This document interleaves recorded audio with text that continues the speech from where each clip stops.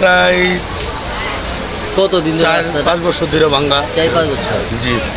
তারপর কেউ কোনো কাজ করে না? কেউ কোনো কাজ করে না, এইরকমই চলতেই আছে। সবাই কাম করে দিব। মানুষজনের সমস্যা হচ্ছে না? বহু সমস্যা, মানুষের চলাচল, এই যে যানবাহন দেন অবস্থা কি দেখছেন, মানুষ কোনো চলাচলই করতে পারতেছে না, বহুত সমস্যা মানুষের। ওকে, আর কিছু বলবেন? জি, ঠিক আছে।